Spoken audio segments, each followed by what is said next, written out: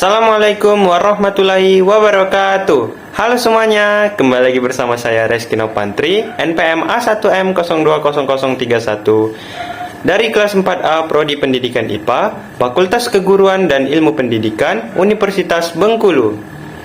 Di sini saya akan menjelaskan materi tentang manajemen pendidikan yang diampu oleh dosen Bapak Dr. Muhammad Kristiawan MPD. Bab 10.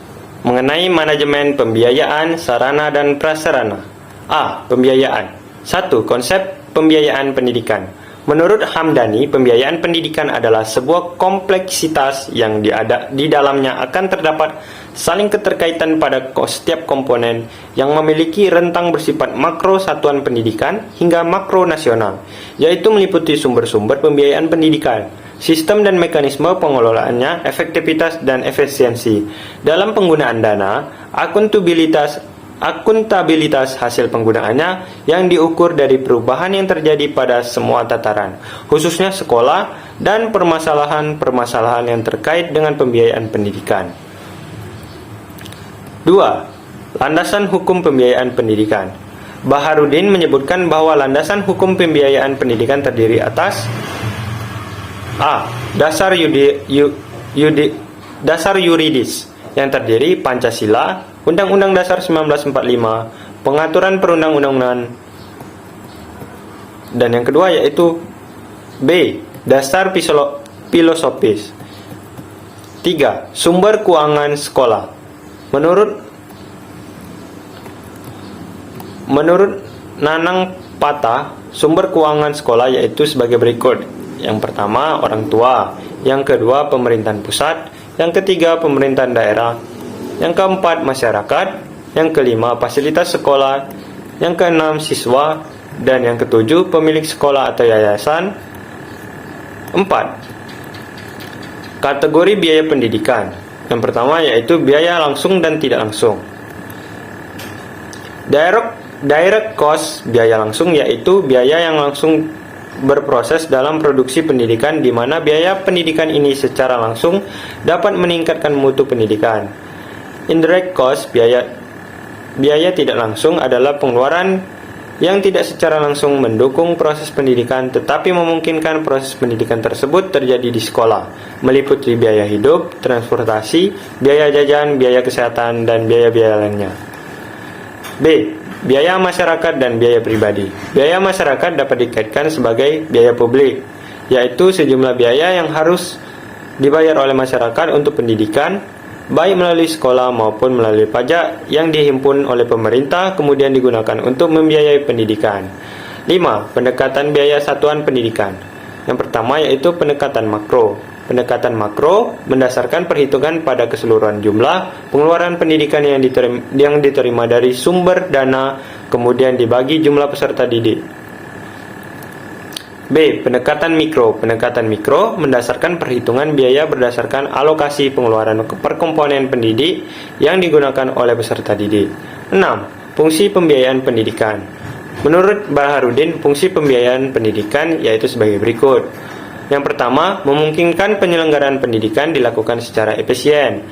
Dalam artian, dana yang diperoleh dapat digunakan untuk mencapai tujuan tertentu yang diinginkan. Yang kedua, memungkinkan ketercapaian kelangsungan hidup lembaga pendidikan.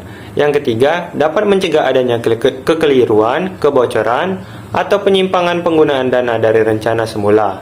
Dan yang terakhir, menggambarkan target-target yang akan dicapai sekolah atau madrasah.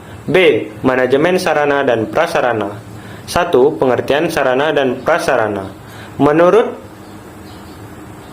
Darsini, sarana adalah sebagai sesuatu yang dapat dipakai sebagai alat dalam mencapai makna dan tujuan. Jadi, dari pakar di atas dapat disimpulkan bahwa sarana adalah semua fasilitas yang diperlukan dalam proses belajar mengajar, baik yang bergerak maupun yang tidak bergerak, agar pencapaian tujuan pendidikan dan berjalan dengan lancar, teratur, efektif, dan efisien. 2. Perencanaan sarana dan prasarana. Perencanaan adalah menetapkan pekerjaan yang akan dilakukan untuk mencapai tujuan yang digariskan. Perencanaan perencanaan adalah merupakan kegiatan pemikiran, penelitian, perhitungan, dan perumusan tindakan-tindakan akan dilakukan di masa yang akan datang, baik berkaitan dengan kegiatan-kegiatan operasional dalam pengadaan, pengelolaan, penggunaan, pengorganisasian, maupun pengendalian sarana dan prasarana. Dengan demikian, perencanaan sarana dan prasarana persekolahan dapat didefinisikan sebagai keseluruhan proses perkiraan secara matang, rancangan pembelian, pengadaan, rehabilitas, distribusi, atau pembuatan peralatan dan perlengkapan yang sesuai dengan kebutuhan sekolah. Yang ketiga, tujuan dan manfaat perencanaan sarana dan prasarana. Pada dasarnya, tujuannya diadakan perencanaan sarana dan prasarana yaitu pertama, untuk menghindari terjadinya kesalahan dan kegagalan yang tidak diinginkan. Yang kedua, untuk meningkatkan efektivitas dan efisiensi dalam pelaksanaannya.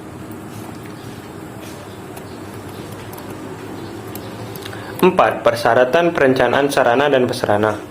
Menurut Mulisa, persyaratan perencanaan sarana dan prasarana yaitu sebagai berikut. Yang pertama, perencanaan pengadaan sarana dan prasarana pendidikan persekolahan harus dipandang sebagai bagian integral dari usaha peningkatan kualitas proses belajar mengajar. Yang kedua, perencanaan harus jelas. Yang ketiga, berdasarkan atas kesepakatan dan keputusan bersama dengan pihak-pihak yang terlibat dalam perencanaannya. Yang keempat, mengikuti pedoman standar jenis, kuantitas, dan kualitas sebagai skala prioritas. Yang kelima, perencanaan pengadaan sesuai dengan plafon anggaran yang disediakan. Yang keenam, mengikuti prosedur yang berlaku.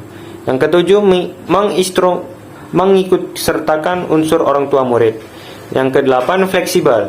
Yang kesembilan, dapat didasarkan pada jangka pendek 1 tahun, jangka menengah 4-5 tahun, jangka panjang 10-15 tahun.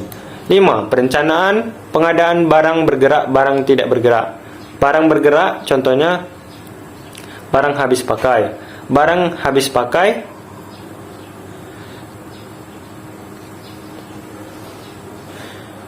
dan barang habis pakai dan barang tidak bergerak. Dan bangunan. 6. Pengadaan sarana dan prasarana. Cara-cara pengadaan sarana dan prasarana menurut Barnawi 2015 adalah sebagai berikut. Pembelian, pembuatan sendiri, penerimaan hibah, penukaran, pendaur ulangan, pinjaman, penyewaan. 7. Inventarisasi sarana dan prasarana.